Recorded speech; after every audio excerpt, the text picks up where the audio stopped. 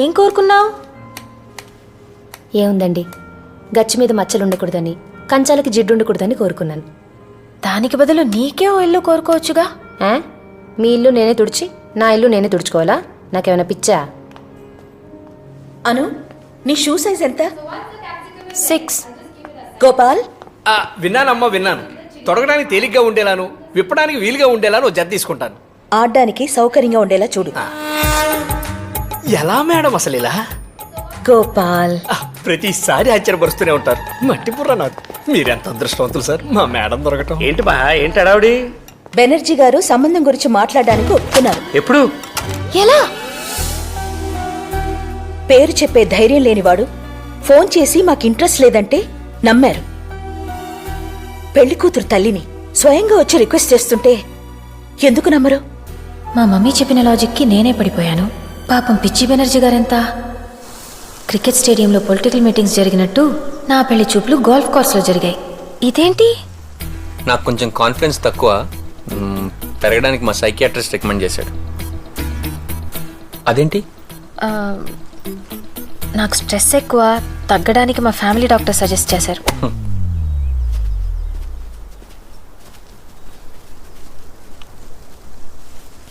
Ma'am,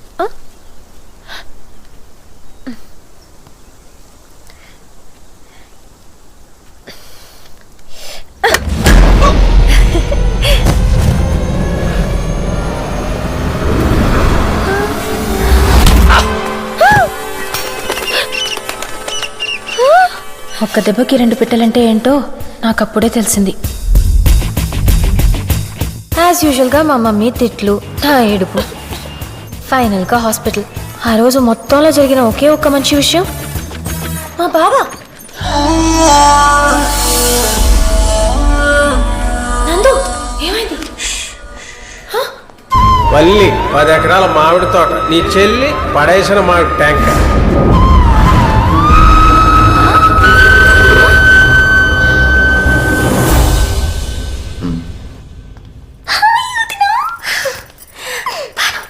ఇప్పుడు ఎలా ఉంది?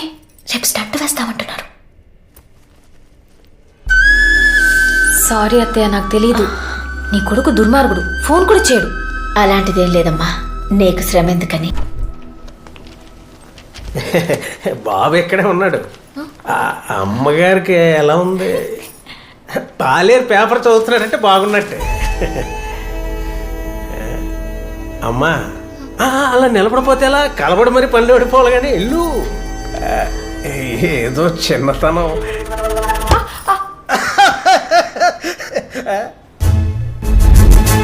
సిగ్గుకి స్పెల్లింగ్, మర్యాదకి మీనింగే కాదు, నవ్వుకి టైమింగ్ కూడా తెలియదు ఎదవకి. సరే, అయితే మీరు జ్యూస్ తీసుకునే లోపు నేను బిర్లా మందిర్కి వెళ్ళి అమ్మగారు బాగుండాలని పూజ చేయించుకొస్తాను. మంచిదే. అత్తయ్య,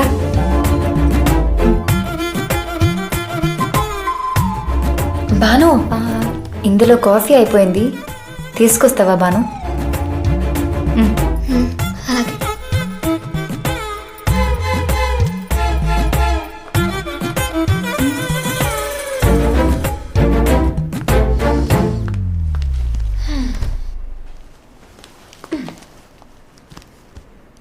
నందు, ఏమంటే? వెళ్ళండి.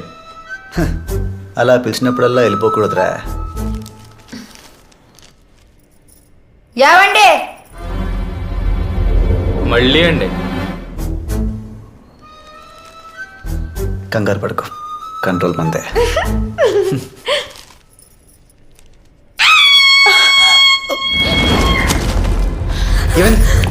ఏమైంది?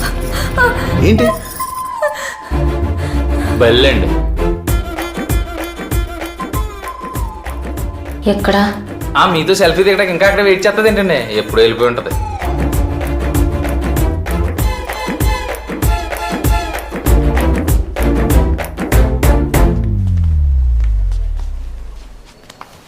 జీవితాంతం నీతోనే ఉంటుందిగా. 10 నిమిషాలు వదిలేదా మాకు?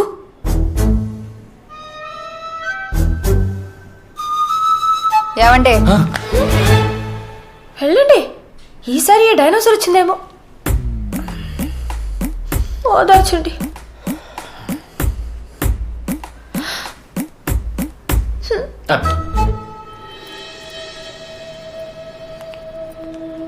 కలువపుల్లో నేను చేసిన దానికి వల్లి రివెంజ్ తీర్చుకుంది. ఓకే, గెలుపోటములు సహజం. కానీ నందుని లాగేయాలంటే ఇంకా చిన్న చిన్న ఎత్తులు సరిపోవు, గట్టిగా కొట్టాలి. రే ముత్యం, సన్నాఫ్ సత్యం, కాస్త పనిచేయరా. వెళ్ళి బెటరాబు. భాను పాపం ఇక్కడేముంటుంది, నాతో పంపించు, మా ఇంటికి తీసుకెళ్తాను. అమ్మని ఎవరు చూస్తారు? నీ బల్లి ఉంది కదా, ఆ? అదే బల్లి ఉంది కదా, అది చూస్తుంది. వద్దు. అంతేలే, నా మాటలు ఎందుకుంటా, నీ పెళ్ళ వచ్చేసిందిగా. హే, పిచ్చి పిచ్చిగా మాట్లాడుకో. అది కూర్చొని వేసుకుంటున్నా, నేను నీకేం కాను. అప్పుడు ఊళ్ళో నువ్వు చూపించిన కథ అంతా అబద్ధం, నన్ను గెస్ట్ గానే చూసావు. సరే సరే సరే, తీసుకెళ్ళు తీసుకెళ్ళు, దయచేసి ఏడకు ప్లీజ్. బాను, బట్టలు సర్దుకో. కానీ ఒక్కరోజే, రేపు సాయంత్రానికల్లా పంపించేయాలి, సరేనా? చిగురాకులలో చిలకమ్మ.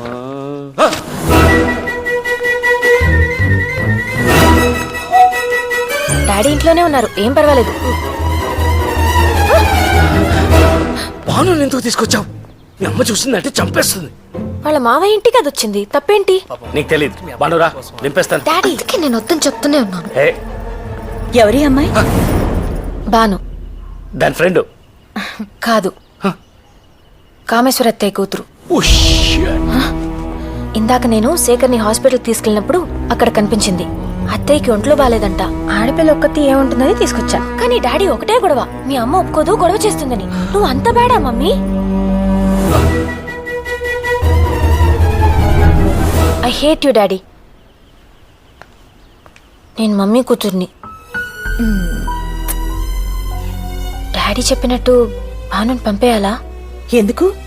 లోపలికి పంపించు. ఎన్నాళ్ళు కావాలంటే అన్నాళ్ళు ఉండమ్మా. అసలు వీళ్ళు నీకెలా తెలుసు? వాళ్ళకే నేను తెలుసంట. ఎందుకు తెలవదు? ఇక్కడ వార్తలన్నీ మీ నాన్న మోసుకెళ్తారుగా. అను,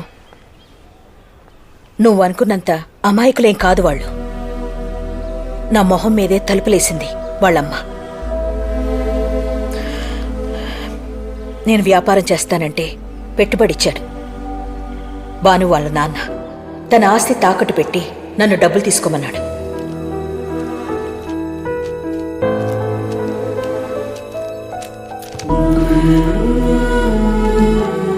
రెండేళ్లలో ఈ తాకట్టు విడిపించి నీ ఆస్తి నీకు ఇచ్చేస్తానన్నయ్యా. తర్వాత నా దగ్గర డబ్బులు లేని టైంలో వచ్చి పీకల మీద కూర్చున్నాడు. సరే, వెనకిచ్చేద్దామని వెళ్ళేసరికి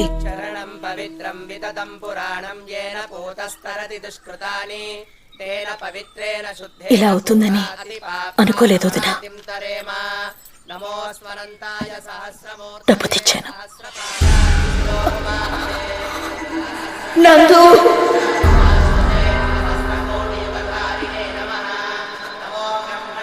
దీన్ని ఇచ్చేసిరా.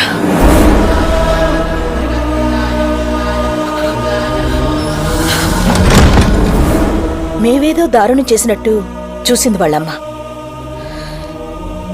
అయినా ఇవన్నీ నీకెందుకు, జాగ్రత్త అంతే.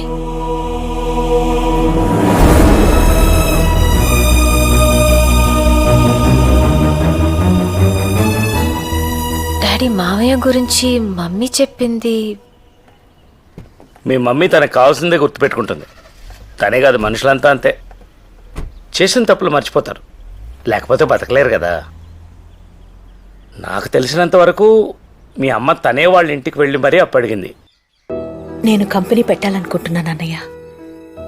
అప్పు కోసం బ్యాంక్ వెళ్ళి ఎంత ఇస్తారంటే ఏం తాకట్టు పెడతావని అడుగుతున్నారు. నువ్వే హెల్ప్ చేయాలన్నయ్య.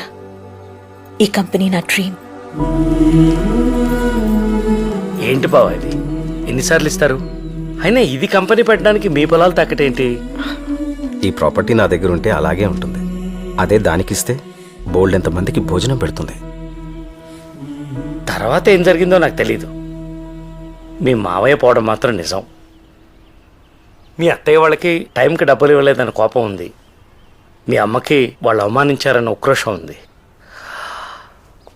ఇవి మనం మార్చలేమను, మర్చిపోవాలంతే.